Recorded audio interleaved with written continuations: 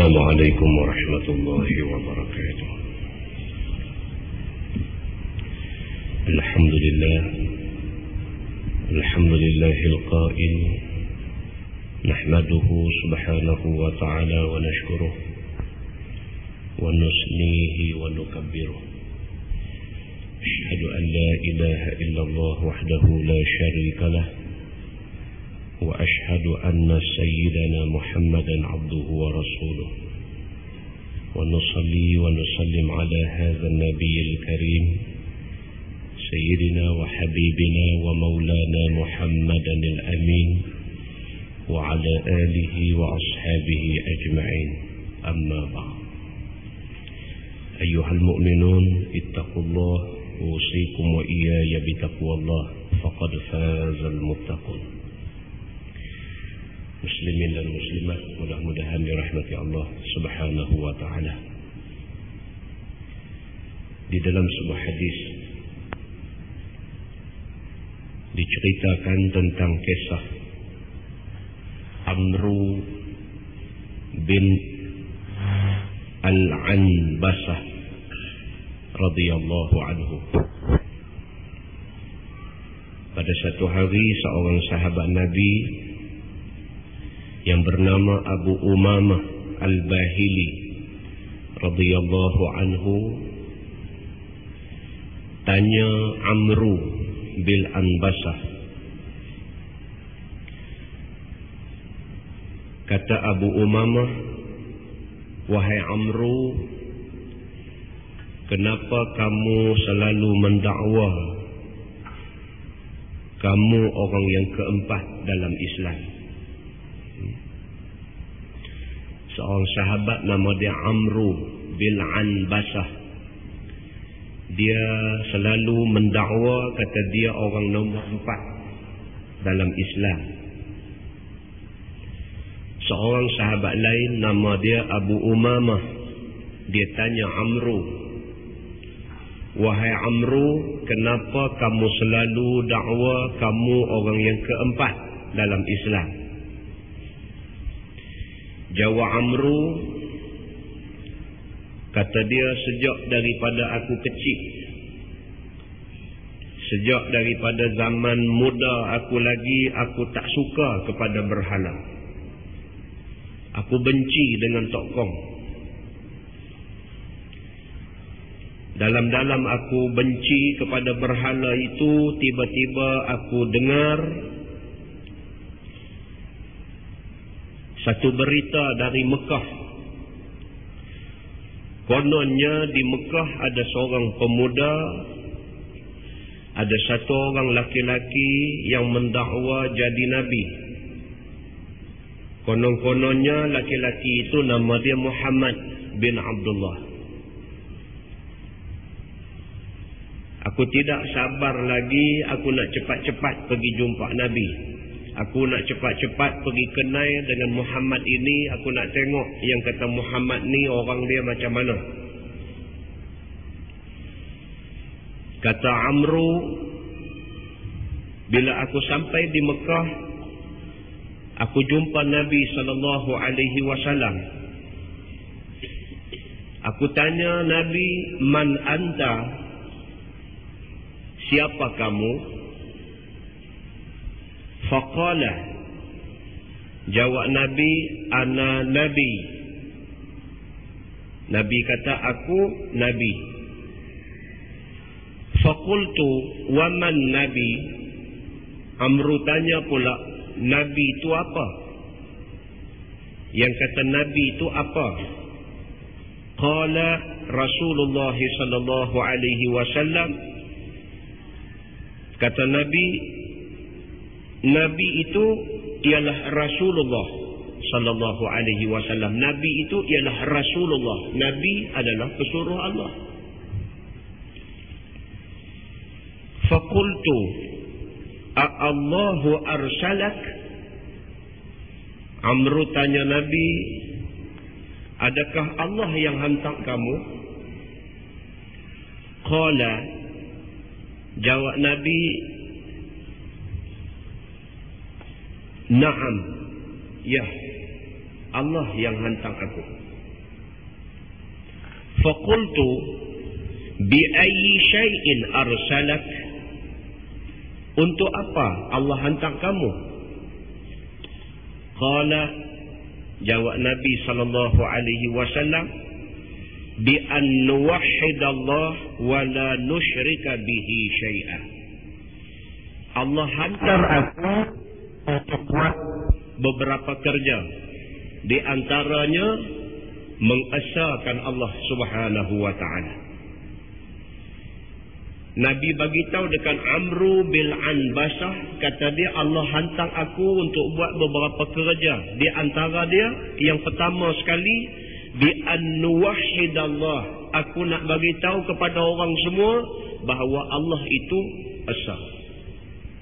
Allah itu satu, tidak ada dua, tidak ada tiga. Wala nusyrika bihi syai'ah. Dan aku nak bagi tahu kepada manusia bahawa Allah tidak boleh disyirikkan dengan apapun. Allah itu esa pada zat, esa pada sifat, esa pada segala-galanya. Allah tidak perlu kongsi dengan siapa-siapa. Wa kasril awthan. Aku dihantar oleh Allah Subhanahu wa taala untuk pecahkan berhala. Nabi kata, Allah utus aku untuk memecahkan berhala yang ada. Wasilatir rahmi. Dan Allah Subhanahu wa taala menghantar aku untuk menjaga hubungan silaturahim sesama orang Islam. Faqultu wa man ma'aka ala hadzal amr? Amru kata pada Nabi, siapakah yang bersama dengan kamu di dalam kerja kamu ini? Amru tanya Nabi, siapa yang duk tolong kamu? Siapa yang duk tolong kamu dalam kamu nak buat kerja yang Allah suruh ni? Qala hurrun wa abdun. Nabi kata, yang tolong aku setakat ni dua orang saja. Hurrun, satu orang merdeka, wa abdun, dan satu orang hamba. Wa idzan ma'ahu Abu Bakrin wa Bilal. Kata hadis ini, sesungguhnya bersama dengan Nabi dua orang. Yang pertama Abu Bakar, Sayyidina Abu Bakar, dia orang yang merdeka. Yang kedua Bilal, dia seorang hamba. Zaman awal-awal Islam, Nabi SAW hanya dibantu oleh dua orang ni, Abu Bakar As-Siddiq dan juga Bilal bin Rabah. Qultu attabi'uk. Amru kata pada Nabi, boleh tak aku nak ikut kamu?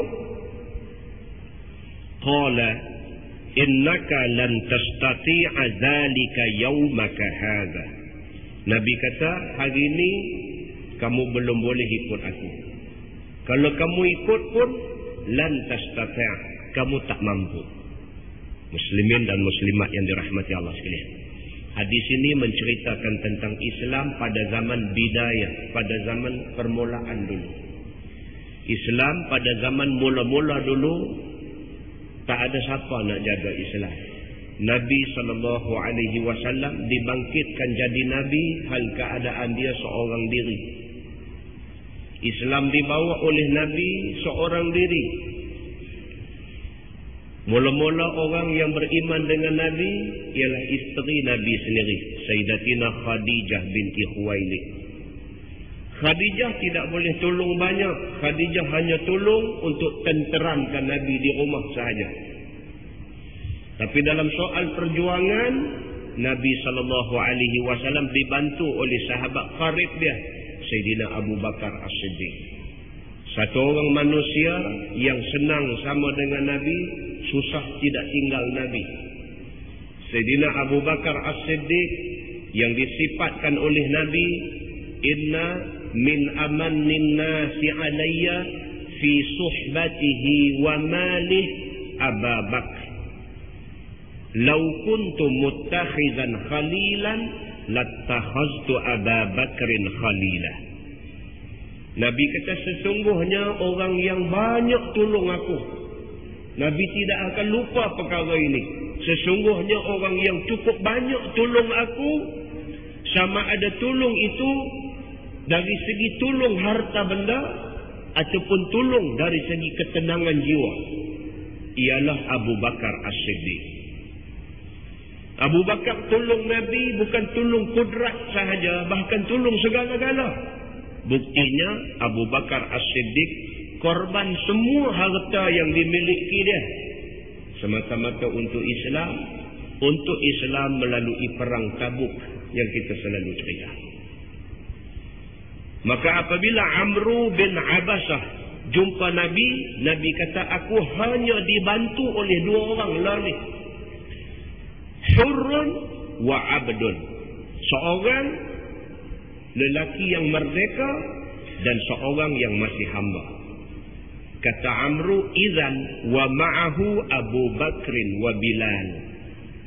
Setakat yang aku tahu, yang ada, selalu ada sama dengan Nabi, dua orang, Sayyidina Abu Bakar dan Bilal. Maka kata Amru bin Abasah kepada Nabi, attabi'uk, boleh tak boleh aku nak ikut kamu, aku nak jadi orang nombor 4. Nabi, Sayyidina Abu Bakar, Bilal, ba'din aku, kemudiannya aku. Boleh tak boleh aku nak ikut kamu lah ni? Nabi kata, sesungguhnya lan tastati'a dzalik, kamu tak mampu ikut aku lah ni, kerana lah ni zaman getir, zaman susah. Zaman awal-awal Islam, zaman serba payah. Lah ni pun payah. Bukan zaman Nabi itu payah, lah ni pun rasa payah. Apatah lagi zaman Nabi, lebih-lebih payah. Nak implement, enactment undang-undang agama negeri, orang Melayu, orang Islam kalau memakai pakaian menjolok mata boleh didenda. Sampai hari ni Sarawak Abang tak habis cakap ni. Sampai hari ni buka Sarawak Abang apa pun komplain, tindakan Jabatan Agama Islam Selangor kerana menyaman dan mendenda 3 orang ratu cantik, 2 daripada Kedah. Sampai hari ni isu tu tak habis lagi, denda RM400. Sampai hari ni tak habis lagi, masing-masing melahirkan rasa tak puas hati. Sampai kawan lukis kartun pun buat main-main dengan keputusan Jabatan Agama. Dia kata esok tutup habis kolam-kolam renang, swimming pool dan sebagainya, tutup habis. Pasal apa? Pasal tak boleh dah pakai pakaian menjolok mata. Nak implement satu undang-undang yang kecil, susah hari ni. Apatah lagi Nabi SAW nak introduce Islam pada masyarakat. Pada zaman tidak ada orang Islam melainkan Nabi dan beberapa orang sahabat yang terdekat dengan Nabi SAW. Muslimin dan muslimat yang dirahmati Allah sekalian. Bila Nabi kata begitu, kata dia, faraja'tu ila ahli, maka aku balik kepada keluarga. Nabi kata dekat dia, kamu jangan ikut aku lagi. Amru, kalau kamu rasa nak ikut Islam, bukan sekarang ni. Sekarang kamu jangan ikut aku, kerana sekarang ni zaman payah. Kalau kamu ikut aku, kamu susah. Aku takut kamu tak tahan dengan ujian, kamu tinggal Islam. Maka jangan ikut aku lagi, kata Nabi SAW. Sebaliknya kata Nabi, walakin irji' ila ahlik. Kamu boleh masuk Islam, tapi selepas masuk Islam, balik kepada keluarga kamu. Jangan duduk dengan aku. Fa iza sami'ta bi anni qad zahartu fal haqqu bi. Kata Nabi SAW, kamu pergi selepas kamu masuk Islam, kamu balik kepada keluarga kamu, jangan ikut aku. Sehinggalah esok kamu dengar kata Islam sudah kuat, masa tu ikut aku. Kata Amru, faraja'tu ila ahli. Aku pun bila dah Nabi kata begitu, aku balik kepada keluarga aku. Wa qad aslamtu, sedangkan aku sudah Islam di tangan Nabi sallallahu alaihi wasallam. Amr, Nabi bagi dia masuk Islam, Nabi suruh balik. Jangan tunggu, Nabi kata takut kamu belum kuat, saat lagi bila mai ujian kamu tinggal Islam. So lagi baik jangan ikut aku lagi, balik kepada keluarga kamu. Setelah Islam jadi kuat, setelah Islam jadi kukuh, setelah Islam ramai pengikut, masa tu mai ikut aku. Maka Amr bin Anbasah patuh kepada nasihat Nabi, dia balik kepada keluarga dia. Wa qala Amr, wa laqad ra'aituni fi zalikal yawm wa ana rabi'ul Islam. Kata dia, pada hari itu aku dapat merasakan aku adalah orang yang keempat di dalam Islam. Dia berasa dia orang yang keempat, maka dia selalu habaq dekat orang bahawa dia adalah orang yang keempat dalam Islam. Alasan dia, bila dia jumpa Nabi, Nabi kata dia hanya dibantu oleh dua orang, Sayyidina Abu Bakar dan Bilal. Nabi, Abu Bakar, Bilal. Amr bin Anbasah dia kata dia jadi orang nombor 4. Maka dia habaq dekat orang semua. Dia bangga bagi tahu dekat orang semua bahawa dia sudah Islam dan dia adalah orang yang keempat di dalam senarai orang-orang yang nak buat kerja untuk Islam. Muslimin dan muslimat yang dirahmati Allah sekalian. Kata Amr, sehinggalah apabila aku dengar farakibtu fakharaja Rasulullah sallallahu alaihi wasallam muhajiran ila Madinah. Sehinggalah aku dengar berita Nabi hijrah daripada Mekah ke Madinah. Farakibtu rahilati hatta qadimtul Madinah. Aku cepat-cepat naik kenderaan pergi ke Madinah untuk jumpa Nabi. Fadakhaltu alaihi, aku masuk kepada Nabi. Faqultu ya Rasulullah, ata'rifuni? Hari Nabi hijrah Mekah ke Madinah. Amr dengar berita kata Nabi sudah hijrah dari Mekah ke Madinah. Dia cepat-cepat pergi ke Madinah nak jumpa Nabi. Kerana dia dengar kata di Madinah ramai orang nak sambut Nabi. Kerana dia dengar cerita di Madinah orang sanjung Nabi. Kerana dia dengar cerita di Madinah Nabi SAW ada pengaruh besar sehingga boleh buat satu kerajaan di Madinah. Maka pada masa ini, masa yang sesuai untuk Amr jumpa Nabi. Bila dia sampai di Madinah, dia masuk jumpa Nabi. Bila dia tengok saja muka Nabi, dia kata pada Nabi, ata'arifuni? Kamu ingat tak lagi aku? Kamu kenal tak aku? Dia tanya Nabi. Cuba bayangkan Nabi duduk di Mekah berapa lama? 13 tahun Nabi di Mekah.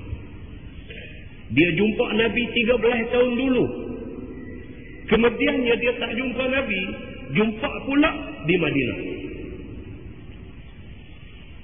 Bila dia pergi jumpa Nabi, dia tanya Nabi, ata'rifuni? Kamu kenal tak lagi aku? Qala na'am. Nabi kata kenal. Aku ingat lagi kamu. Alastal ladzi ataitani bi Makkah? Nabi kata, bukankah kamu orang yang mula-mula jumpa aku di Mekah dulu? Nabi kata. Faqultu ya Rasulullah, allimni mimma 'allamaka Allah. Dia kata, ya Rasulullah, ajaklah kepada aku apa yang Allah ajak pada kamu. Muslimin dan muslimat yang dirahmati Allah.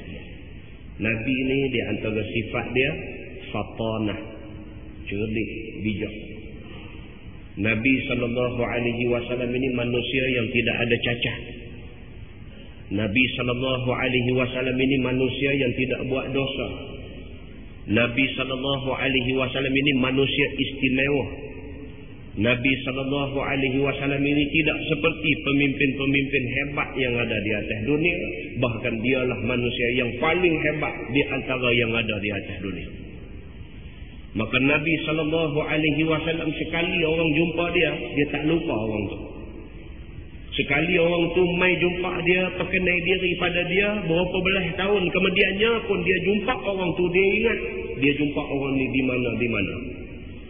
Itu Nabi SAW. Amru bin Anbasah apabila 13 tahun kemudian dia pergi jumpa Nabi, dia tanya, "Ata'rifuni, kamu kenal tak lagi aku?" Nabi kata, "Na'am." Nabi kata, "Kenal."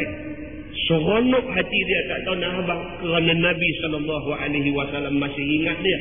Dan Nabi membuktikan Nabi ingat dia dengan Nabi tanya dia, "Bukankah kamu orang yang jumpa aku di Mekah dulu?" Dia kata, "Ya." "Kalau begitu ya Rasulullah, ajaklah kepada aku apa yang Allah ajak kepada kamu." Kata dia, "Ya Nabi Allah, akhbirni 'anil wudu." Dia kata, "Ya Rasulullah, ceritakan kepada aku tentang wudu, tentang ayat semayang." "Ya Rasulullah, ceritakan kepada aku tentang ayat semayang."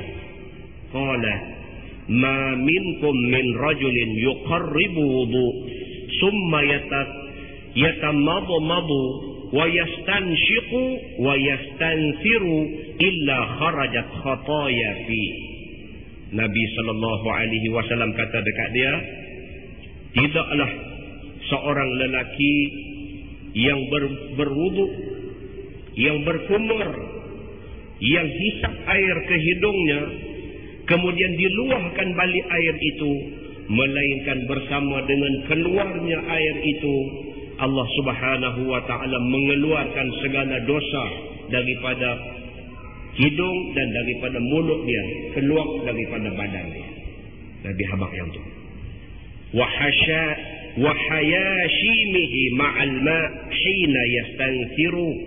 Dan kata Nabi SAW, menitik keluar dosa itu bersama dengan titisan air wudu yang diambil oleh manusia itu. Summa yawsilu wajhah kama amarahu Allah illa kharajat khataya wajhihi ma'al ma'. Kata Nabi SAW, kemudian Allah Subhanahu wa ta'ala keluarkan daripada wajahnya segala dosa bersama dengan air yang digunakan untuk basuh muka dia. Summa yaghsilu yadahu ilal mirfaqain kama amarahu Allah. Kemudian apabila orang tu basuh dua tangan dia sampai ke siku seperti yang Allah perintah, illa kharajat khataya yadaihi min atrafi anamilihi ma'al ma'. Maka luruhlah segala dosa tangan dia menerusi hujung-hujung jari dia. Kata Nabi, summa yamsahu ra'sah kama amarahu Allah. Kemudian manusia itu sapu air di kepala dia, illa kharajat khataya ra'sih min atrafi sya'rihi ma'al ma'. Maka luruhlah segala dosa menerusi ujung-ujung rambut dia. Dan kata Nabi SAW, summa yaghsilu qadamaihi ilal ka'bain. Apabila manusia basuh dua kaki sampai di buku lali seperti yang diperintahkan Allah, illa kharajat khataya qadamai min atrafi asabi'ihi ma'al ma'. Maka keluarlah segala dosa daripada kakinya menerusi hujung-hujung kaki dia. Summa yaqumu fayahmadullah wa yusni alaihi billadhi huwa lahu ahlun. Kata Nabi SAW, kemudian manusia itu selesai berwudu, dia bangkit berdiri, dia bertahmid, memuji Allah. Dia memuji dan membesarkan Allah seperti mana selalu dibuat oleh orang-orang. Summa yarka' raka'atain, kemudian dia semayang 2 rakaat. Illang sarafa min zunubihi kayaumin waladatku ummuh. Maka jadilah dia seperti orang yang bersih, macam budak-budak yang baru lahir dari perut ibu. Nampaklah cerita Amru bin Anbasah. Cerita tu aja. Dia mengaku dia orang yang keempat masuk Islam. Dia cerita pengalaman dia pertama kali jumpa Nabi. Dia tanya, siapa kamu? Nabi kata, aku Nabi. Dia kata, Nabi itu apa? Nabi kata, Nabi itu Rasulullah, utusan Allah. Dia tanya Nabi, kamu dihantar oleh Allah? Nabi kata, ya, aku dihantar oleh Allah. Allah suruh kamu buat apa? Nabi kata, Allah suruh aku beritahu kepada orang bahawa Allah itu esa. Allah suruh aku beritahu dekat orang, jangan syirikkan Allah dengan sesuatu pun. Allah suruh aku beritahu dekat orang, benci kepada berhala, dan aku sendiri ditugaskan untuk memecahkan berhala. Allah Subhanahu wa ta'ala suruh aku buat kerja-kerja ni. Amru tanya, siapa tolong kamu? Dia kata, takat ni 2 orang. Seorang merdeka, seorang hamba. Abu Bakar As-Siddiq dan juga Bilal bin Rabah. Amru kata, boleh tak aku jadi orang yang berikutnya? Nabi kata, jangan dulu. Kamu boleh masuk Islam, tapi jangan duduk sama dengan aku. Kamu balik kepada keluarga kamu. Kalau kamu tunggu, kamu tak larat nak tahan ujian yang mendatang. Bila aku boleh ikut kamu? Nabi kata, setelah kamu dengar berita Islam sudah kuat, masa tu kamu boleh ikut aku. 13 tahun kemudian, dia dengar cerita Nabi hijrah dari Mekah ke Madinah. Dia pergi ke Madinah jumpa Nabi. Sampai dia di depan Nabi, dia tanya, ata'arifuni, kamu ingat tak dekat aku? Kamu kenal aku tak? Nabi kata, kenal. Kamu orang yang jumpa aku di Mekah dulu. Kemudian kata dia, ya Rasulullah, ajaklah kepada aku benda yang Allah ajak pada kamu. Di antara benda yang Nabi ajak kat dia, tentang wudu. Nabi kata, wahai Amru, hendaklah kamu selalu dalam keadaan berwudu. Sesungguhnya orang yang berkumuk-kumuk, hisap air ke dalam hidung. Tiap-tiap kali dia luah air, tiap-tiap kali keluar segala dosa daripada hidung dan daripada mulut dia. Setiap kali dia basuh muka, setiap kalilah segala dosa muka dia keluar mengikut titisan air semayang dia. Tiap-tiap kali dia sapu kepala, maka tiap-tiap kali itulah keluar segala dosa menerusi hujung-hujung rambut dia. Tiap-tiap kali dia basuh tangan, maka tiap-tiap kali itulah gugur segala dosa tangan menerusi jari dia. Tiap-tiap kali dia basuh kaki, maka tiap-tiap kali itulah gugur segala dosa kaki menerusi hujung-hujung jari dia. Kemudian kata Nabi SAW, kalau orang yang berwudu itu sambung dengan sembahyang 2 rakaat, Allah bersihkan dia daripada dosa seperti orang yang baru lahir daripada perut ibu. Muslimin dan muslimat yang dirahmati Allah sekalian, banyak pengajaran boleh ambil daripada hadis ini. Yang pertama, jadikanlah diri kita orang-orang yang kehadapan dalam buat kerja Islam. Jadikan diri kita orang yang duduk di depan dalam buat kerja Islam.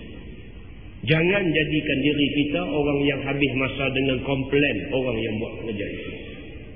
Ramai di kalangan kita hari ini kerja Islam tak ada pun. Yang ada komplain orang yang duk buat kerja Islam. Komplain dia ni buat tak kena, dia ni lagu ni, dia tu lagu tu. Semua orang buat tak kena. Sedangkan orang yang dia komplain tu duk buat kerja untuk Islam, dia sendiri tak buat apa. Jangan jadi macam tu. Jadikan diri kita orang yang buat kerja untuk Islam. Korang bercakap benda yang tak menguntungkan, banyakkan kerja untuk Islam. Yang kedua, kita nak beritahu di sini bahawa amalan yang baik di antaranya ialah memastikan diri kita dalam keadaan sentiasa bersih, berwudu. Kerana orang yang sentiasa dalam keadaan berwudu adalah orang yang sentiasa terpelihara daripada melakukan perkara-perkara yang tidak baik. Dan yang ketiga, banyakkanlah melakukan amalan-amalan sembahyang sunat dan sebagainya, kerana benda-benda ni adalah benda-benda yang boleh membantu kita tingkat amal di sisi Allah Subhanahu wa taala. Mudah-mudahan mukadimah itu memberi manfaat kepada kita semua insya-Allah.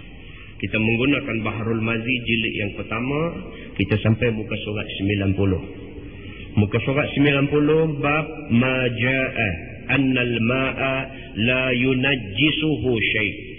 Iaitu bab yang datang hadisnya bahwasanya air itu tiada menajiskan dia oleh sesuatu. Nak cerita kata air tidak akan jadi najis. Ketahuilah saudaraku, sangatlah besar perjuangan ulama pada masalah air itu. Yang kembalilah asal perselisihan kepada 3 kaul. Yang pertamanya farak. Farak tu makna dia beza. Beza. Farak makna dia beza. Beza di antara air sikit dan juga air banyak pada jumlahnya. Air 1 jam dengan air 1 kolam tidak sama hukum dia. Satu. Yang kedua, bahawa tiada menajiskan dia melainkan barang yang mengubahkan dia.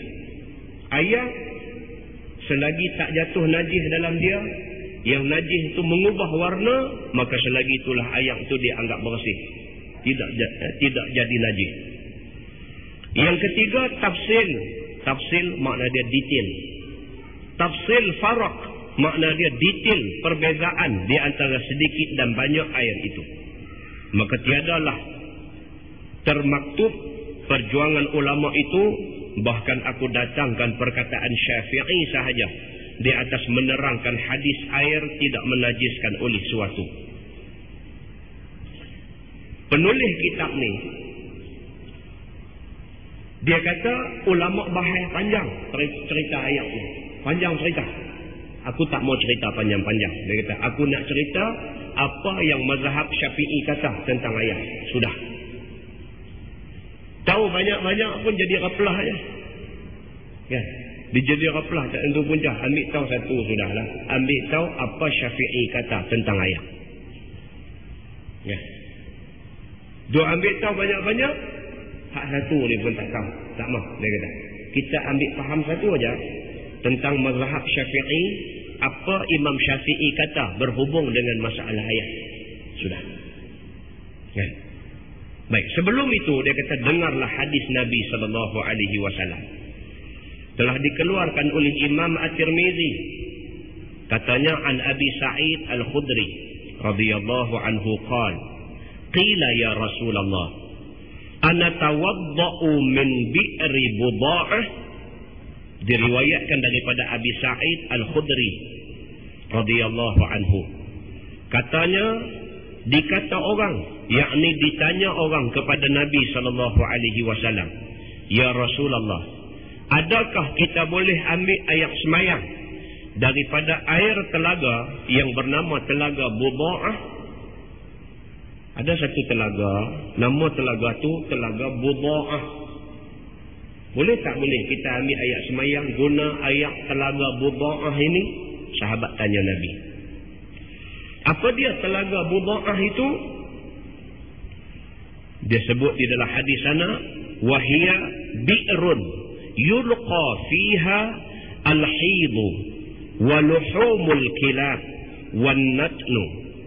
Maksudnya telaga Buda'ah itu ialah satu telaga yang dicampak orang ke dalamnya selampit perempuan yang telah berlumuran dengan darah haid, dan dicampakkan ke dalamnya daging-daging anjing dan benda-benda busuk.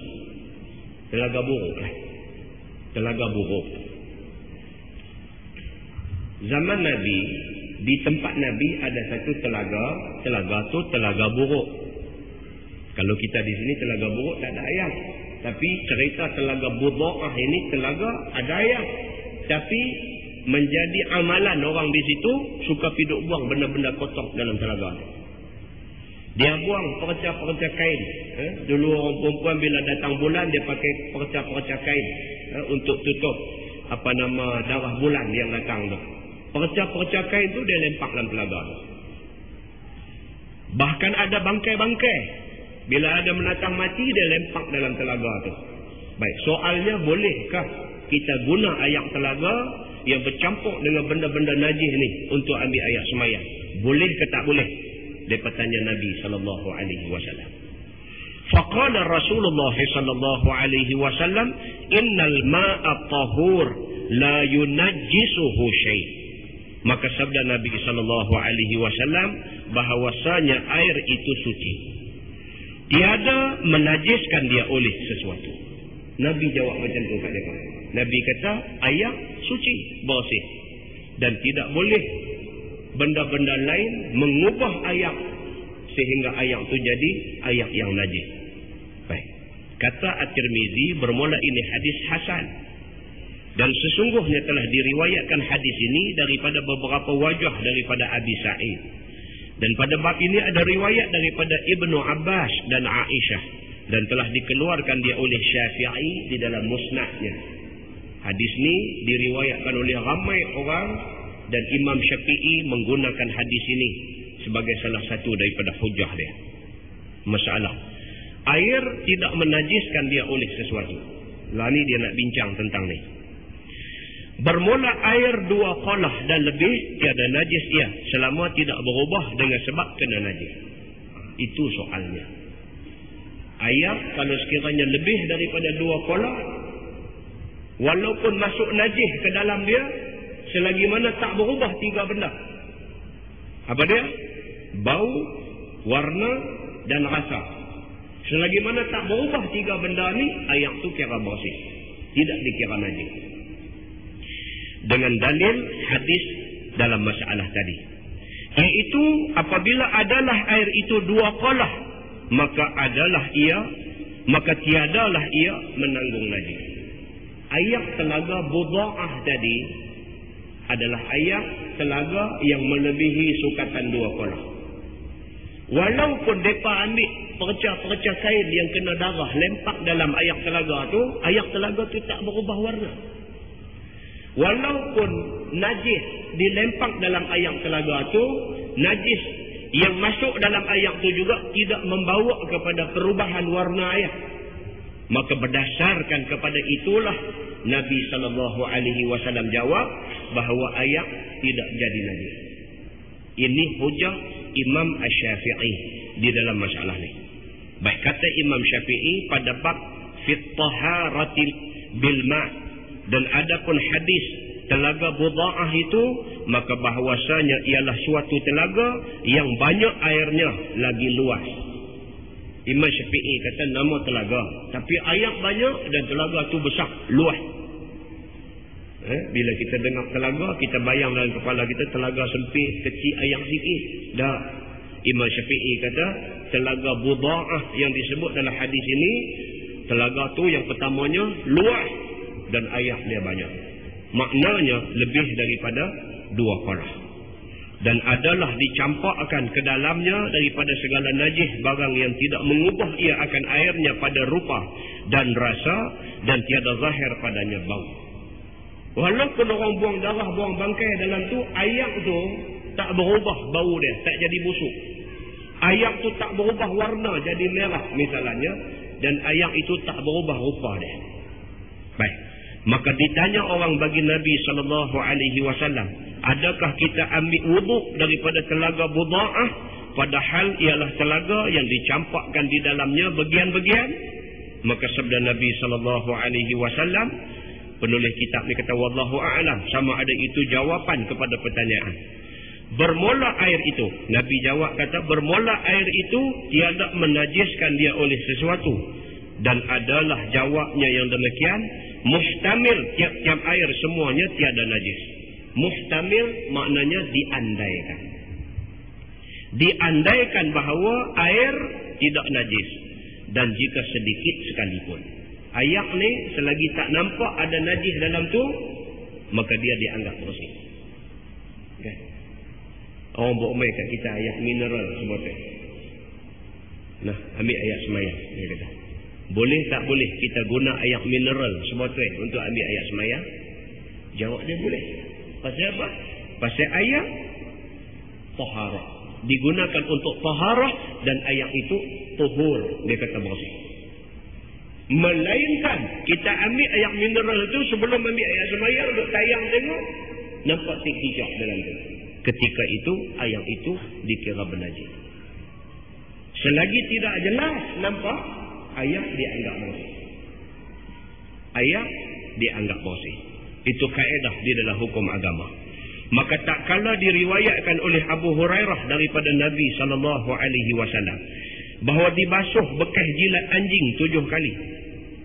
Dengan riwayat ini menunjuklah atas bahawasanya jawab Nabi SAW itu pada air seumpama sebanyak air telaga Buda'ah, dan lebih daripadanya tiada menajiskan dia oleh sesuatu. Apabila air itu lebih daripada 2 qalah seperti air telaga Buda'ah, mailah apapun, jadi apapun, air itu tetap dikira bersih. Air itu tetap dikira bersih. Pasal sukatan dia melebihi 2 qalah. Dan tiadalah menunjukkan oleh hadis telaga Buda'ah itu semata-matanya atas bahawasanya barang yang lain daripada air tiada najis ia. Dan adalah bejana orang ada kecil-kecil belaka, maka jadilah pada hadis Abu Hurairah daripada Nabi SAW, idza wuligha al-kalbu fi ina'in, al-hadis, Itu dalil atas bahawasanya kadar air bejana jadi najis ialah dengan sebab mencampur akan dia oleh najis. Dan jika tiada berubah baginya rasanya dan tiada baunya dan warnanya sekalipun. Tapi kalau air tu kurang daripada 2 kolah, dia kata, masuk taik kicap, air tu jadi najis kan? Dia kata air tu jadi najis. Walaupun warna tak berubah, bau tak berubah, rasa tak berubah, air tu jadi najis. Pasal apa? Pasal kurang daripada 2 kolah. Tapi kalau air tu lebih daripada 2 kolah, ada taik cicak, najis ke tak? Tak najis. Selagi mana tak berubah warna, tak berubah rasa, tak berubah bau. Nampak tak? Beza dia. Beza dia di mana? Beza dia pada sukatan air tu. 2 kolah ataupun kurang.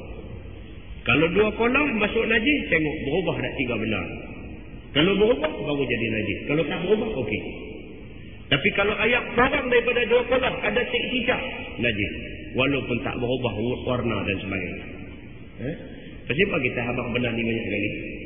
Pasal rumah kita lah ni, kolah kecil rumah kita duduk Taman Intan, duduk Taman Uda, duduk taman apa semua, macam-macam taman peruda semua. Kolah kita 3 segi kecil aja. Tidak cukup sukatan 2 kolah.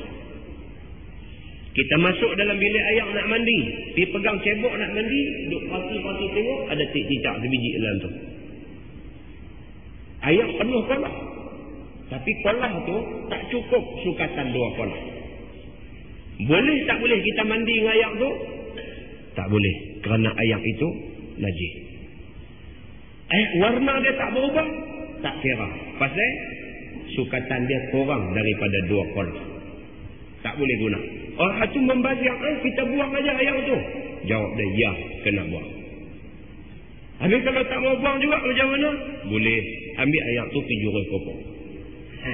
Bukan jurus mandi, pergi jurus pokok. Itu jalan yang terbaik. Itu jalan yang terbaik. Tapi kalau sayang air ni, dah penuh dah kolah ni, mandi juga tak apa, mandi ya. Lepas mandi ambil air semayang, pergi semayang. Semayang kita tak sah. Cerita dia lagu tu. Itu sebab kita sebut benda ni 2-3 kali sebagai langkah berjaga-jaga. Kerana ini melibatkan soal sah ataupun batal ibadah kita. Kolah kita di rumah tu pastikan buat penutup satu. Ambil satu kayu apakah buat 3 segi macam tu, bubuh plastik apakah di atas tu, tutup di atas kolah tu. Pastikan tidak ada walaupun sebiji taik cicak jatuh di dalam kolah tu. Kalau jatuh juga, kita mandi, kita tak tahu kata ada taik cicak. Kita mandi berum, kita ambil air semayang, kita pergi semayang. Dah habis semayang apa semua, masuk balik dalam bilik air, dah macam mana tu, terperhati dalam kolah tu. Nampak taik cicak. Macam mana nak buat? Kena mandi lagi. Pasal apa? Dianggap seluruh badan kita sudah kena air najis. Kena mandi lagi dengan air yang bersih. Kemudian ambil air semayang, pergi semayang. Kalau tidak, jahanam ibadat kita.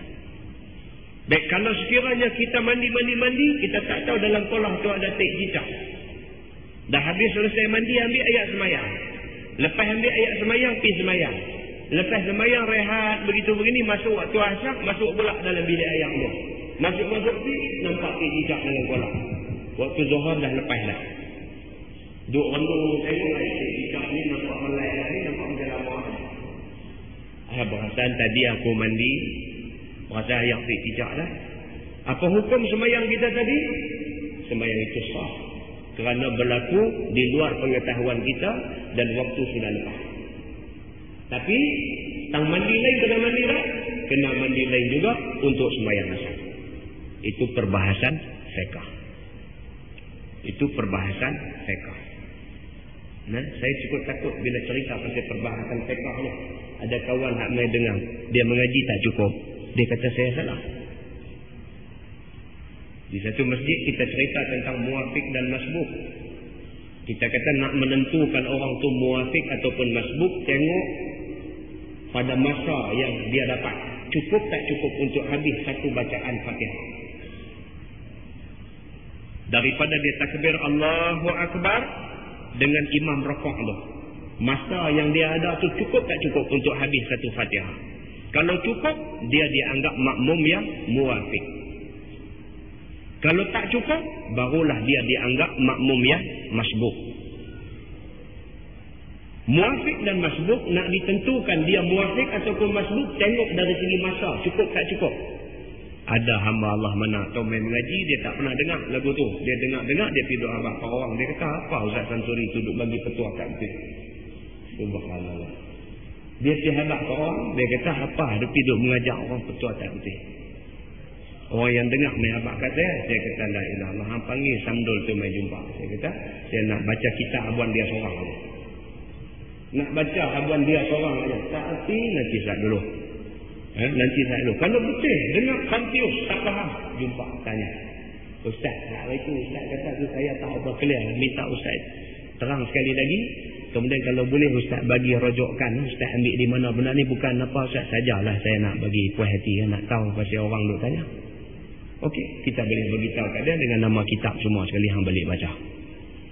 Bukan dengan cara kita tak faham, kita pergi habaq orang kata orang yang cakap tak faham.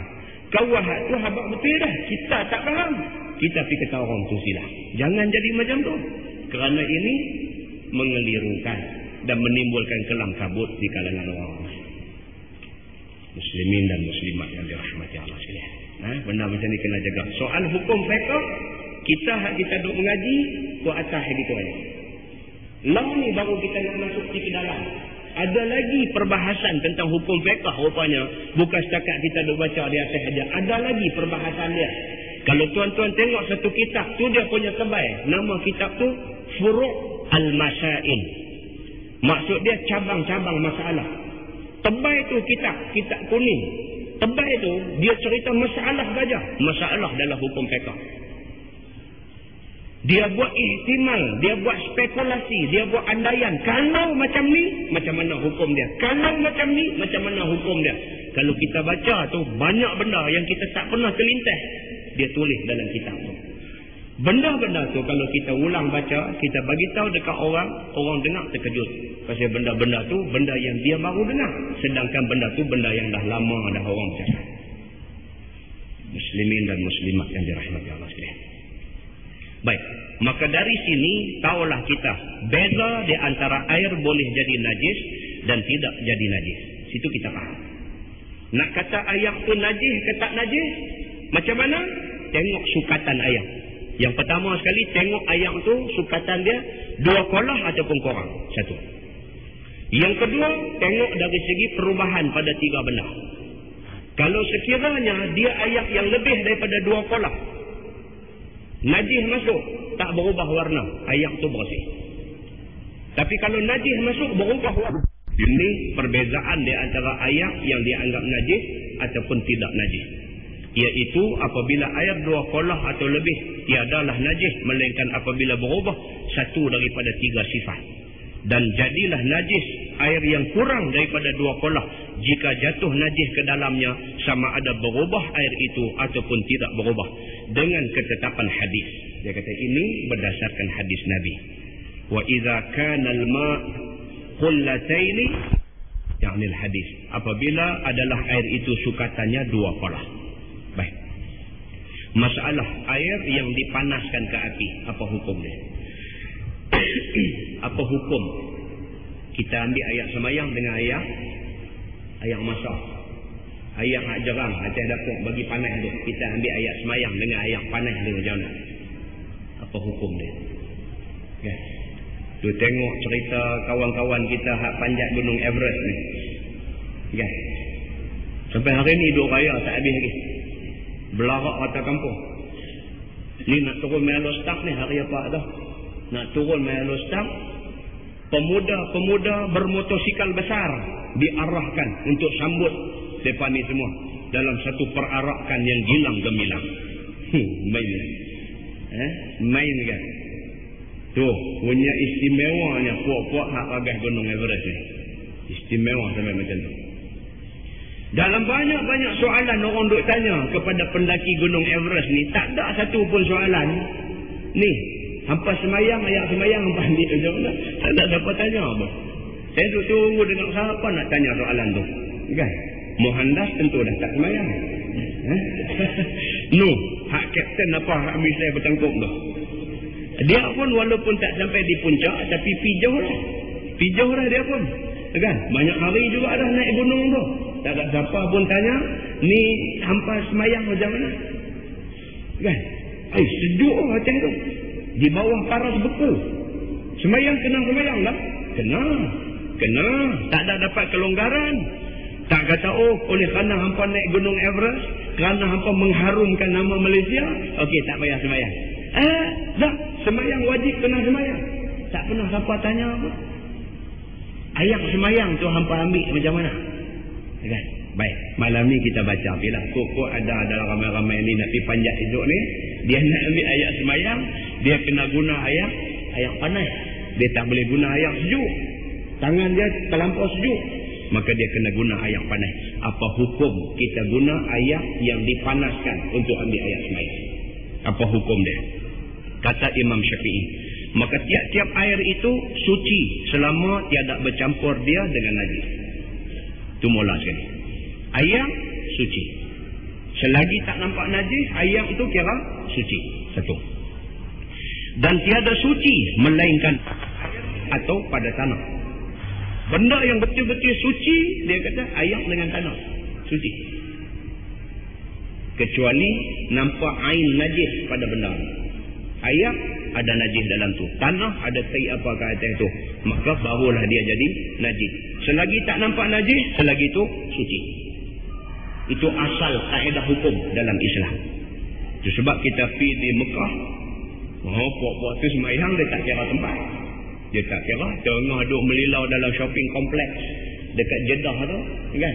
Kita pergi berjalan di Jeddah, masuk shopping kompleks dia apa semua, tengah-tengah duk berjalan, Allahu Akbar, Allahu Akbar. Bang dah. Dia katuk kedai, gurung katuk kedai. Nuh toilet tu penuh orang pakat masuk pergi tu ambil ayat semayang apa begitu begini. Tuan kedai sebelum katuk kedai dia habis, buka kapet, hampak pergi atas lantai, di depan-depan lorong-lorong kedai tu hampak kapet.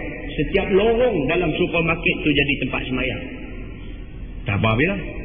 Kita pun, dahsyat perempuan ni. Kita pun semayang di situ. Habis tak lewat semayang, meround lagi tengok dia punya supermarket apa semua begitu begini. Saat lagi Allahu Akbar, Allahu Akbar. Maghrib pula dah. Kita duduk ada di bawah masa tu. Atas jalan raya pula dah lepas semayang. Atas jalan raya. Kita pun tak tahu imam duduk tang mana tu.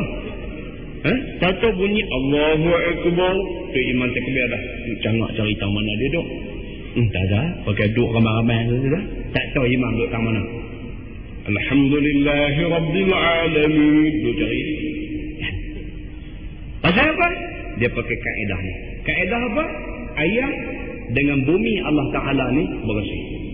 Selagi mana tidak dilihat ain najis di atas tanah tu, selagi itulah tanah tu bersih. Maka itu sebab mereka semayang mereka jaga. Orang Melayu ni pantang banyak. Pantang apa? Semayang mesti masjid surau. Tidak ke rumah. Tepi jalan, gila. Teruk, pantang kita cukup teruk lah. Cukup teruk. Semayang ni tiga ya. Masjid, surau, rumah.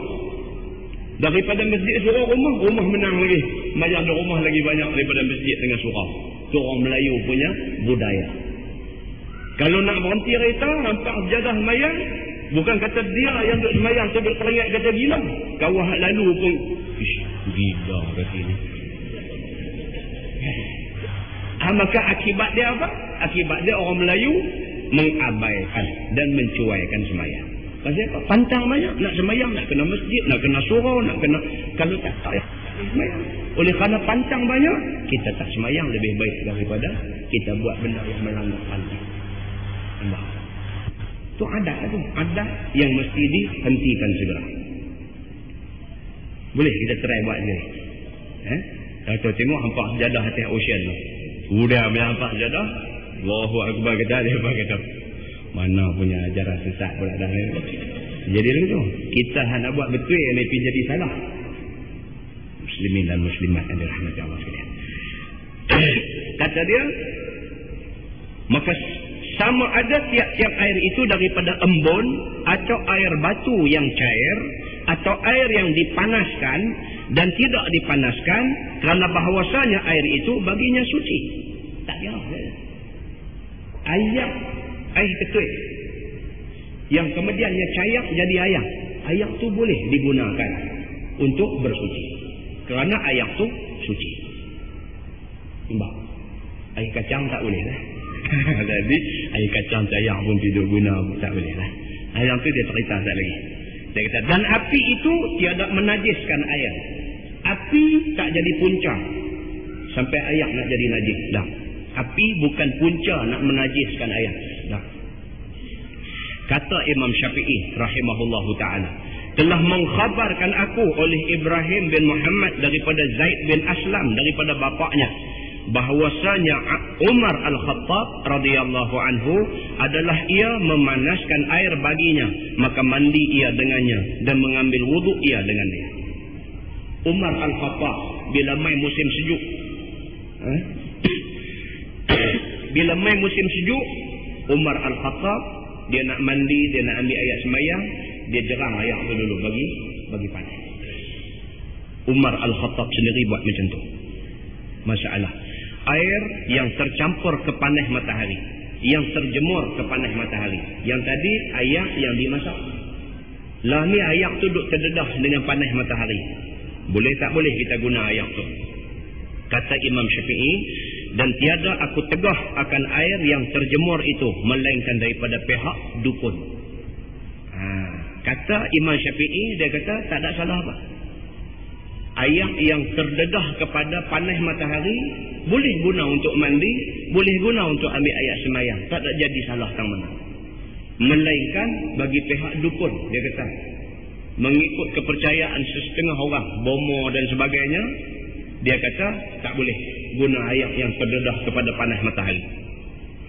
Kata Syafi'i, telah mengkhabarkan aku oleh Ibrahim bin Muhammad daripada Sadaq, daripada Abdullah, daripada Abi Zubair, daripada Jabir bin Abdullah, bahawasanya Umar adalah ia menegah akan ia mandi dengan air yang terjemur, dan katanya bahawasanya mempesakai akan sopak.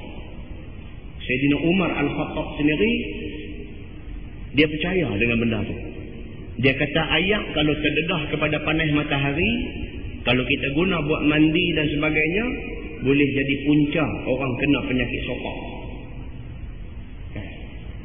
Dalam masyarakat kita, kalau budak-budak tengah panas badan, dia main apa semua, main di padang apa semua, lompat tunggu balik, peluh meleleh, balik-balik main rumah jurih mandi, dia jadi rah, dia jadi panang, dia jadi panang.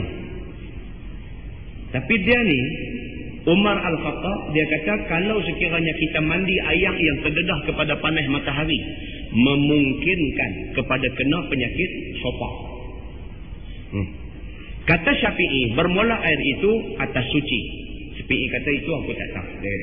Tapi pokok pangkainya air tu suci. Syafi'i kata. Dan tiada najis ia melainkan dengan sebab najis yang mencampuri akan dia.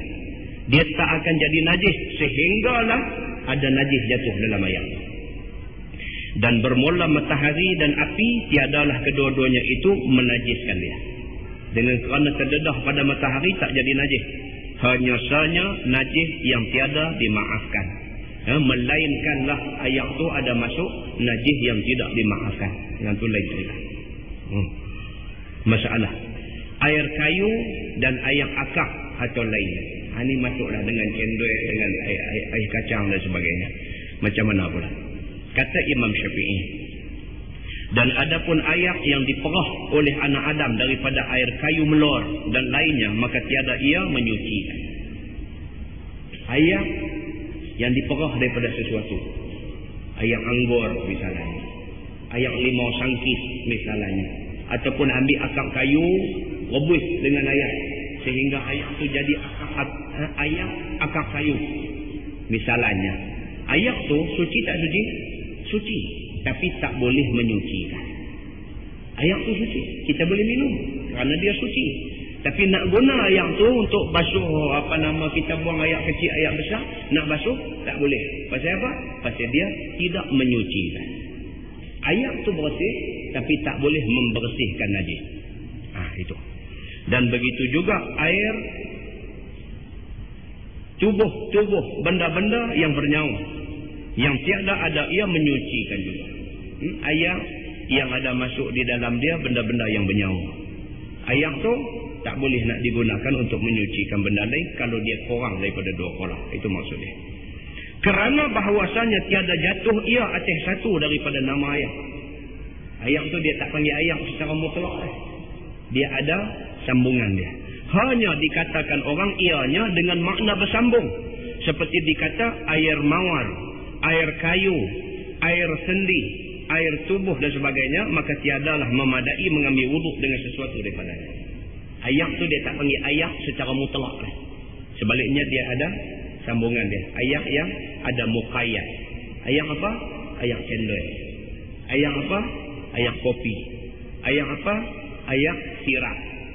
Ayak ni suci dah? Suci selagi mana tidak ada najis. Tetapi boleh tak digunakan untuk menyucikan najis? Tak boleh. Pasal apa? Pasal dia hanyalah ayak yang suci, tetapi tak boleh menyucikan. Benda ni benda asas. Saya pun segan nak baca. Dia benda asas. Kemudian dia kata bab minhu akhar. Saya baca. Dia ulang contoh-contoh tu. Muka surat 94, 95 tu semua ulangan. Muka surat 96. Kita tengok hadis dia di atas. Muka surat 96 dia kata bab karahiyatul baul fil ma'ir raqid. Iaitu bab yang menegah kencing di dalam air tenang. Boleh tak boleh ayak polah kita pergi pancuk kencing dalam. Korang punya pengotok. Ayak polah pergi murah kencing dalam tu. Boleh ke tak boleh? Apa nama? Di Langkawi tu ada satu camp BTN, Biro Tata Negara, ada di Langkawi. Siapa biasa pergi kursus BTN dia tengok. Dia buat polah panjang tu habuan beserta kursus mandi ayak polah panjang. Ada satu kumpulan peserta kursus, saya tak sebut siapa dia. Saya balik daripada kursus dia cerita. Bukan kawan saya, kawan lain saya. Dia kata ustaz ni saja nak tanya ustaz. Apa dia? Kami ni baru balik daripada kursus di Langkawi. Jadi pi kursus ni campurlah daripada pangkat besar sampai pangkat kecil pi sekali. Jadi dalam ramai-ramai hak pangkat kecil ni adalah satu orang dia ni nakal sikitlah. Dia sakit hati dekat bos tu. Ada satu bos tu main sekali, main kursus. Dia sakit hati kat bos tu. Dia nak buat macam mana? Nak puaskan sakit hati dia. Dia pergi murah kencing dalam kolah tu. Tengok perangai orang kita. Dia pergi murah kencing dalam kolah tu. Lepas tu dia pergi mandi kolah lain. Dia duduk mak tengok sehari 2 hari. Bos dia duduk sakit hati ni, dia pergi mandi kolah tu. Cantik dia kata. Dia kumbuh dalam kolah tu. Dia mandi kolah lain. Dah habis kursus semua balik, dia habaq kat kawan-kawannya. Dia kata puas hati aku. Kata, apa dia kata? Aku sakit hati kat sekian-sekian orang.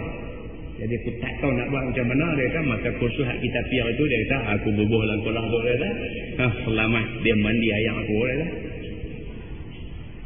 Pak ni marah kat dia. Oh bukan dia saja, kami pun mandi ayam hang juga. Marah kat dia. Kan?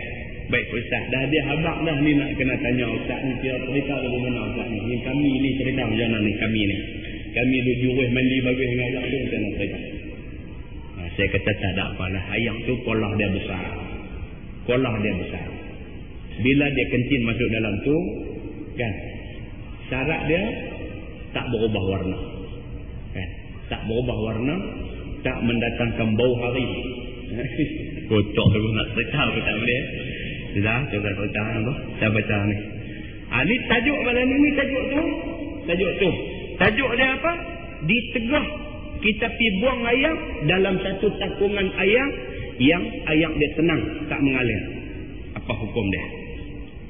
Ketahuilah saudaraku, dalam bab ini akan membicarakan kencing dan berak di dalam air tenang dan air berlari. Ayam ni dia ada 2. Satu ayam tenang yang kita takung, satu ayam berlari macam ayam sungai. Apa hukum dia? Maka telah dikeluarkan oleh Imam At-Tirmizi akan tegah kencing dalam air tenang. Hadisnya an Abi Hurairah radhiyallahu anhu.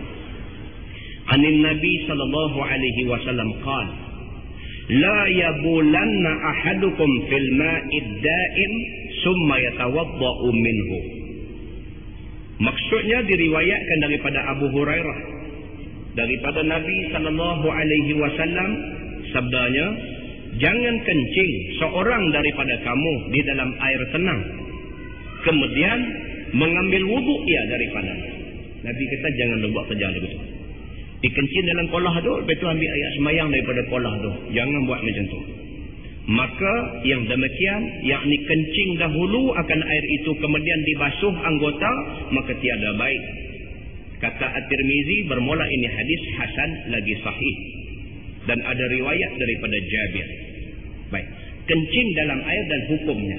Lah kita tengok hukum dia. Kata Imam Nawawi, dalam masalah itu dalil atas haram kencing dalam setengah air dan makruh kencing dalam setengah air. Dan diambil yang demikian itu daripada hukum masalah. Maka jika adalah air itu banyak lagi berlari, yakni hanyut, maka tentu kencing di dalam. Kencing dalam air ni dia ada dua hukum. Yang pertama haram, yang kedua makruh. Bila haram, bila makruh, dia jelaskan di sini. Dia kata apabila kencing itu dalam air yang berlari, kencing dalam air sungai yang berjalan, air sungai yang mengalir, maka tiadalah haram kencing itu. Kencing di sungai yang air berat tak haram. Dia kata. Kerana mafhum hadis itu sekira-kira katanya dalam air tenang. Karena hadis itu tadi larang kencing dalam air tenang.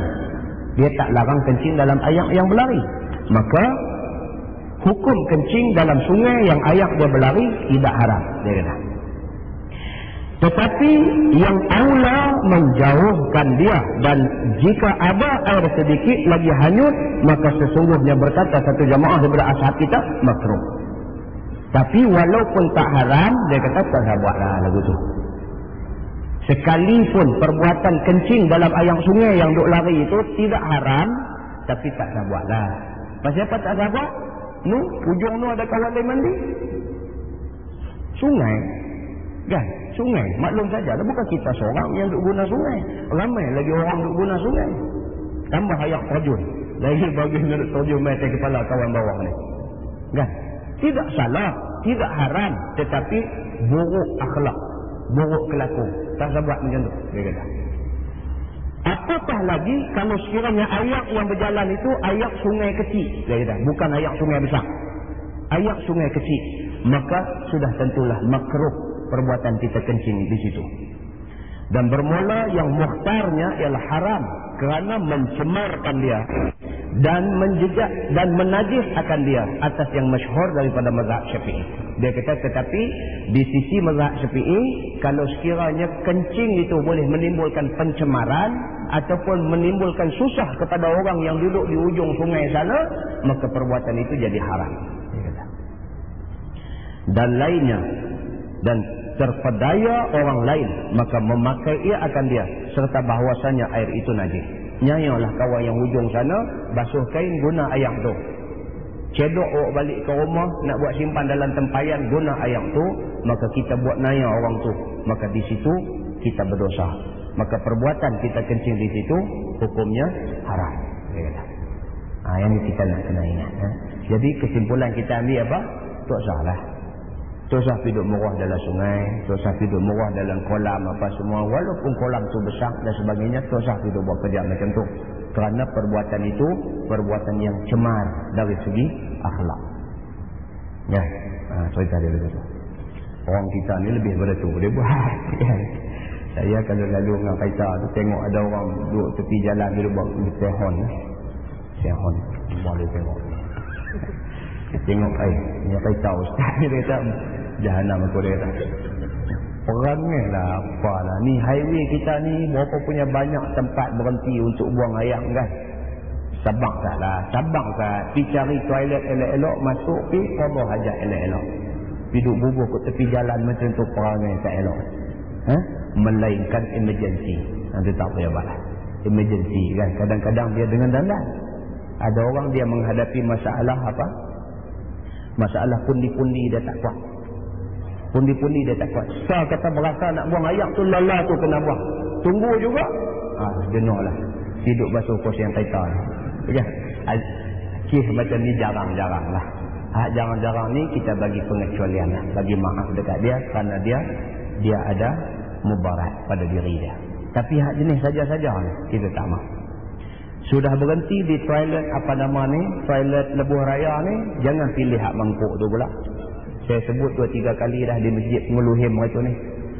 Jangan tidur pilih hak mangkuk tu lah. Tak elok sangat. Biar puak-puak Hindu Cina pakai yang tu sudahlah. Kita pergi masuk dalam sana. Masuk dalam bilik tu, kunci elok-elok duduk dalam tu. Adab jaga sikit. Adab jaga sikit. Ni pakai pergi mangkuk tu aja. Yang pokok pelas ni pun pibuh mangkuk tu buat apa datang. Tak sabuh langsung. Biar mereka masuk secara beradab di dalam. 2. Yang ketiga, lepas sabuh hajat, belajar basuh.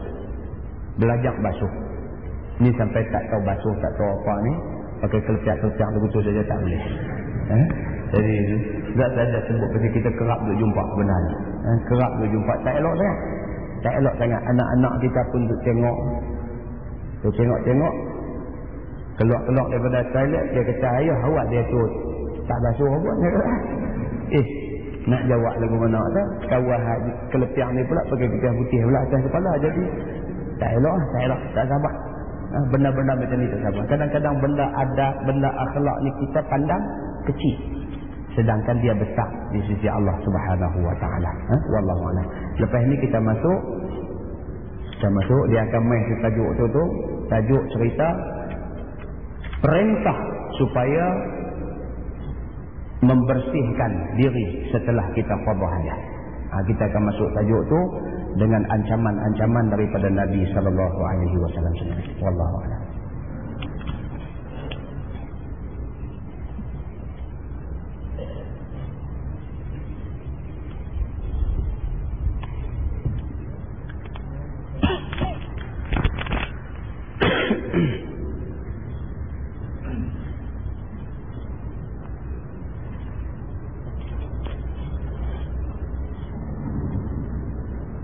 Soalan, apakah hukum sekiranya sengaja melengah-lengahkan semayang semata-mata kerana memberi keutamaan kepada kerja dunia? Baik. Hukumnya ialah nak kata berdosa tak boleh. Sebab sememangnya Islam memberi kelonggaran kepada kita waktu semayang daripada masuk waktu sampailah sebelum luput waktu. Waktu tu waktu orang Islam boleh semayang. Boleh semayang. Cumanya lebih afdal semayang di awal waktu. Bila sahabat dijumpa Nabi, dia kata, ya Rasulullah, ayyul a'mal afdal? Ya Rasulullah, apakah amalan yang lebih afdal, lebih utama? Nabi kata, as-salatu ala waqtiha. Nabi kata sembahyang di awal waktu. Jadi hukum sembahyang di awal waktu itu sunat, itu lebih afdal. Itu yang disuruh oleh Nabi. Apa hukum orang yang sengaja melengah-lengahkan waktu sembahyang kerana kerja? Apa hukumnya? Hukumnya tidak berdosa selagi tidak keluar waktu. Tidak berdosa. Tetapi kalau sengaja melengah-lengah sampai menjadi tabiat, maka hukumnya kurang baik amalan itu. Tak berdosa. Kurang baik amalan itu. Baik. Saya banyak menerima telefon dan sebagainya daripada khususnya anak-anak muda lah. Kan? Adik-adik kita yang muda-muda ni, mereka bersemangat. Cerita ada gitu. Mereka bersemangat. Mereka dapat Islam, mereka berasa sayang dengan Islam, mereka rasa nak buat yang terbaik di dalam amalan-amalan Islam. Itu adalah sesuatu yang amat baik. Amat baik. Tetapi hendaklah mengambil kira banyak benda. Contoh dia apa? Contohnya dia kerja di Kelang. On the dot. Tak kata masuk waktu, dia nak pergi semayang. Sedangkan dia bertugas di bahagian yang penting. Tak boleh tinggal. Nampak? Dia duk kira, dia baru dengar hadis ustaz baca, Sahabat tanya Nabi, apakah amal yang paling baik? Nabi kata, as-salatu ala waqtiha. Semayang di awal waktu, aku nak buat. Salahkah dia ni? Salahkah dia ni? Tengoklah kerja dia macam mana. Kerana syarak tidak mengetatkan benda tu. Jangan kita ketatkan benda tu. Masuk waktu, tapi kita berada di depan satu kerja yang cukup penting, tak boleh tinggal. Jangan tinggal. Jangan tinggal. Tak apa. Kemudian sikit tak apa, saat lagi kita pergi semayang. Kecuali pada masa tu ada orang lain boleh rilis kerja kita dan dia boleh buat lagu kita buat. Kita berkeyakinan macam tu. Tak apalah. Atas understanding kita dengan dia, minta dia rilis kerja kita, kita pergi semayang. Tak apa. Jangan kerana itu kita tinggal kerja. Biar pergi. Aku yang penting aku nak pergi ambil hak akhirat yang paling baik tu. Tinggal ni mesin meletup ke jadi apa lagu manakah? Tidakkah itu memudaratkan? Islam tak suruh sampai macam tu. Baik. Satu. Yang kedua. Dia kerja di Kelang, toki Kelang, supervisor Kelang tak bagi dia semayang langsung. Yang ni lain lah cerita dia pula. Tak sama dengan kes yang pertama tadi. Kes ni pihak pengurusan Kelang tak bagi semayang langsung. Semayang lepas habis kerja. Pukul berapa? Pukul 6 saat ni. Ni lohok macam mana? Itu aku tak tahu. Yang pentingnya hang tak boleh tinggal tempat semayang. Macam mana pula kes yang kedua ni? Kes yang kedua ni senang saja. Berhenti kerja. Dia kerja Kelang lain. Itu aja. Bukan satu tu aja tempat kerja. Berlambak Kelang duk adalah ni. Duk kaya kata tak ada orang nak kerja. Saya pergi bagi satu kursus untuk personal manager Kelang. Buat di Tanjung, di Pulau Pinang. Yang main semua personal manager Kelang-Kelang di sekitar Pulau Pinang. Duk ada berapa 100, berapa puluh orang. Segala macam nenek Kelang ada. Daripada Kelang yang paling besar sampai Kelang bunyi macam Marpu apakah kita aku tak pernah dengar ada main. Semua personal manager yang duk jaga tenaga kerja ni. Masa dalam kita bentangkan kertas kerja kita bercakap tentang benda-benda ni semua. Yang pertama kita bincang pasal masalah gejala sosial. Serius. Ada satu manager tu cerita, dia kata ustaz, dia kata di Kelang saya, dia kata ada satu perempuan. Dia ni ada husband. Tapi di tempat kerja dia punya close dengan satu pekerja laki-laki lain. Macam suami isteri. Pi balik dua orang lepas sana, pi dua orang apa semua. Baru ni budak perempuan tu pregnant, dia kata. Budak perempuan tu dengan budak laki-laki, dua-dua pekerja saya, mereka main jumpa saya nak minta uniform untuk perempuan pregnant, perempuan mengandung pakai. Saya bukanlah nak borok sangka, dia kata. Tapinya, apa ni, sampai benda yang terlalu personal pun tak syok lah, dia kata. Okey, so apa pandangan ustaz tentang benda ni? Dia kata. Saya kata, you sebagai pihak yang bertanggungjawab di Kelang, you kena advice mereka ni. Advice bolehlah. Cara slow saya dah try dah ustaz. Dia kata saya dah panggil dah budak lelaki ni, saya dah panggil budak perempuan ni, saya dah slowly advice mereka dah. Jangan nampak terlampau close macam ni. Tak elok. Orang lain nampak jadi cacing sudah naik kobek biji mata. Dia kata tak cantik. Jangan buat macam ni. Tapi nampak tak jadi ustaz. Mereka tu macam tu lah dia kata. Saya kata, dan kalau macam tu, you tak boleh ke guna kuasa you bagi hak seorang lagi berhenti kerja ke? Macam mana kan? Dia kata, ustaz, kami ni, personal manager di Kelang ni, pekerja bagi kami macam mas, dia kata. Kami tak sanggup kehilangan walaupun seorang pekerja. Tak sanggup kehilangan. Nak dapat seorang pekerja, susah yang teramat-amat. Sampai hari ni, kalau ada siapa boleh introduce orang baru main kerja, kawan yang tolong bawa main orang baru tu kami bagi duit. Dia kata, sampai macam tu tak? Dia kata, pekerja ni mahal pada kami.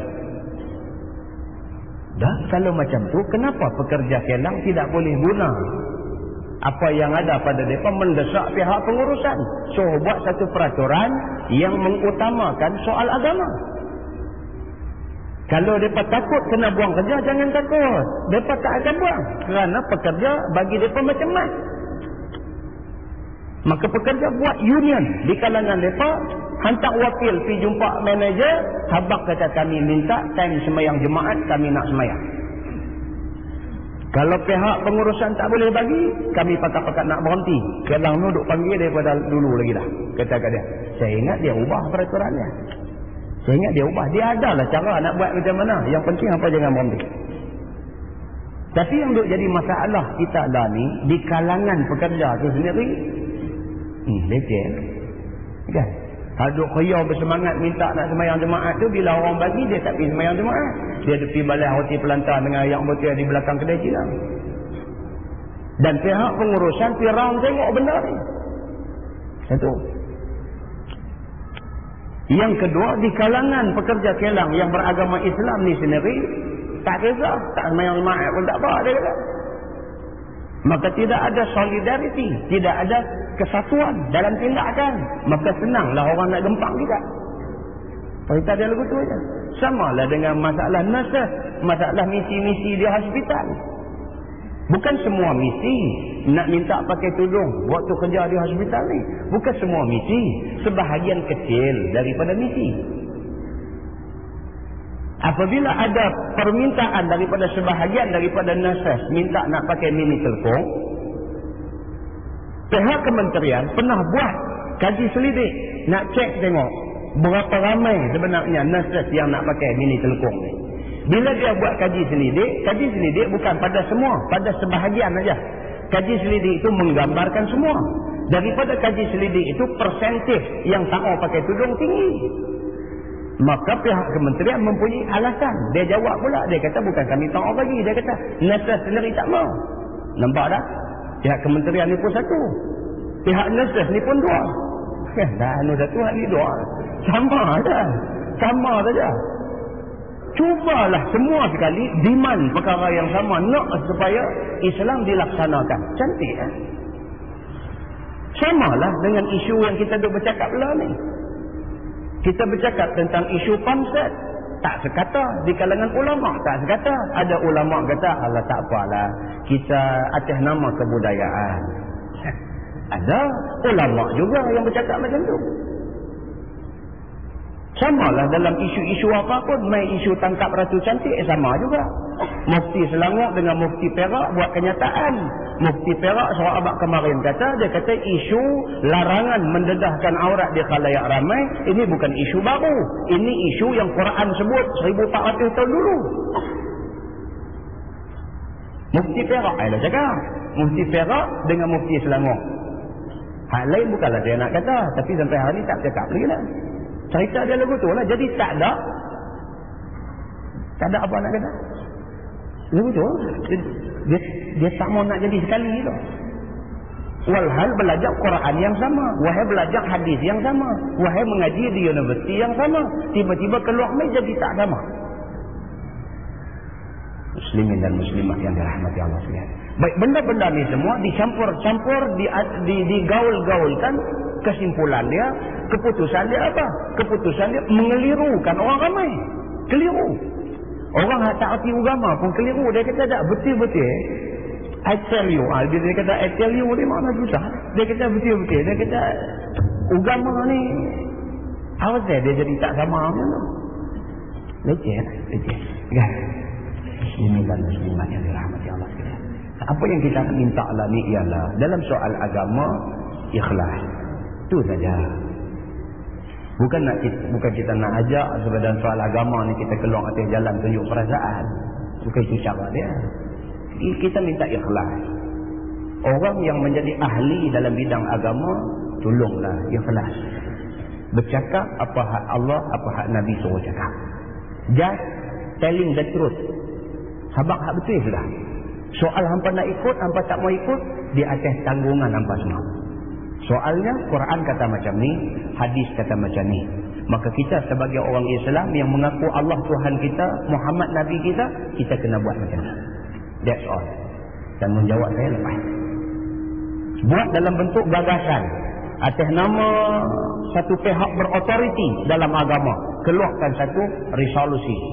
Soal ini hukumnya macam ni. Publish benda tu. Sebarkan benda tu. Umumkan kepada pengetahuan orang ramai bahawa kami pihak yang berautoriti agama buat keputusan macam ni selaras dengan ayat Quran begini, hadis kata begini. Khalas. Habis. Cantik. Masyarakat kita jadi cantik, satu dunia jadi cantik. Kalaulah impian yang kita sebut tadi terlaksana. Walaupun begitu, kita berdoa pada Allah. Setidak-tidaknya 5 tahun dulu dengan La ni dah nampak perubahannya. 5 tahun dulu dengan La ni sudah ada mufti-mufti yang berani mencanggah arus. La ni dia ada arus, dia panggil arus tu arus perdana. Arus perdana, arus mau kepada konsep. Itu arus perdana. Dia main. Macam mana ribut gerik Kelanda, Sabah, Sarawak, Sabah macam ni. Dia main itu. Siapa yang berani tahan? Tahan. Aku bercakap lagu yang Allah dan Nabi suruh cakap. Aku bukan niat nak lawan siapa-siapa. Aku cuma nak habang betul ya. Tahan.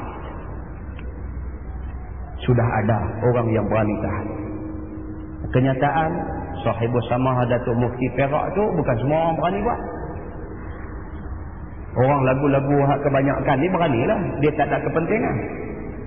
Orang yang ada kepentingan duduk pada pos tertinggi dalam sebuah negeri nak bercakap lagu tu. Tak semua orang berani. Kita tak jadi lagu dia, Allah kita berani cakap. Kita duduk tempat dia belum tentu. Belum tentu. Datuk Ishaq Baharul direct dia buat muka kering dia cakap. Saya cukup syok orang tuan ni. Cukup syok. Saya kalau jumpa dia, saya mesti cium tangan dia. Syok dengan dia ni.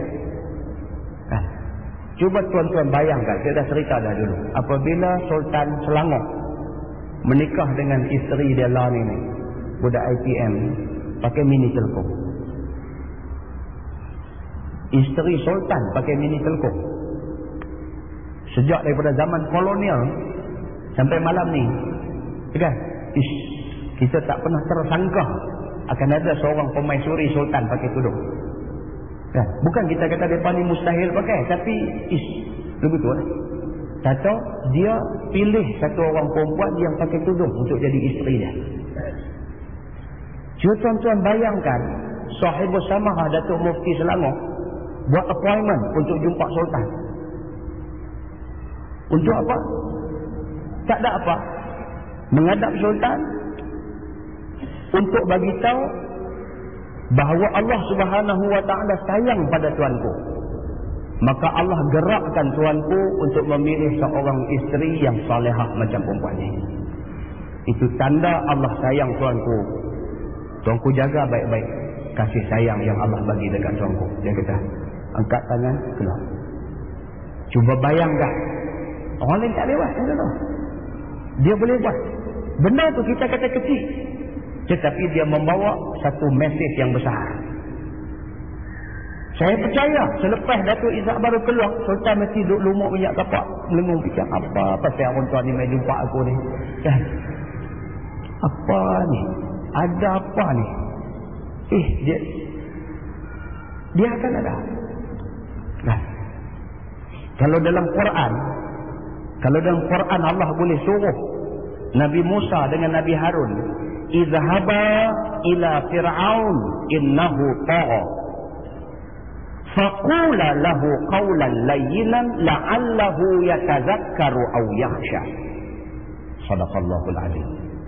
Allah kata kepada Nabi Musa dengan Nabi Harun, izhaba, dua-dua hampa pergi ila fir'aun, jumpa Fir'aun. Innahu tagha, kerana Fir'aun ni nampak melampaui batas. Tuhan suruh Nabi Musa, Nabi Harun yang tak ada apa. Tak ada tentera, tak ada kekayaan, tak ada apa. Tak ada apa. Musa dengan Harun ni orang biasa saja. Allah suruh pergi jumpa Fir'aun, seorang raja yang besar, yang cukup zalim, yang bunuh orang depan-depan mata. Suruh pergi jumpa. Buat apa? Faqula lahu qawlan layyinan. Musa, Harun bercakap kepada Fir'aun qawlan layyinan, kata-kata yang lemah lembut. Dia habaq elok-elok kat dia. Kata dia tak betul. Yang betul macam ni. Dia habaq elok-elok kat dia. La'allahu yatadhakkaru aw yakhsha. Mudah-mudahan Fir'aun teringat pada Tuhan, ataupun setidak-tidaknya dia takut pada Tuhan. Muslimin dan muslimat yang dirahmati Allah, itu kaedah dalam Islam. Kan? Benda tu kecil tapi membawa implikasi yang besar. Jumpa satu orang besar, cakap benda yang menyentuh bomer dia, menyentuh dia punya inner feeling dia. Sentuh, dia kena dia. Terkejut dia. Mudah-mudahan itu mengingatkan dia pada Allah. Mudah-mudahan itu boleh menimbulkan rasa takut dia untuk melanggar hukum Allah. Muslimin dan muslimat yang dirahmati Allah sekalian, mudah-mudahan kita dapat yang akibat daripada apa yang kita sampaikan tadi. Yang baik itu daripada Allah, yang tidak baik itu daripada diri saya sendiri. Kita tangguhkan dengan tasbih kifarah dan suratul Asr. Subhanakallahumma wa bihamdik, asyhadu an la ilaha illa anta, astaghfiruka wa atubu ilaik.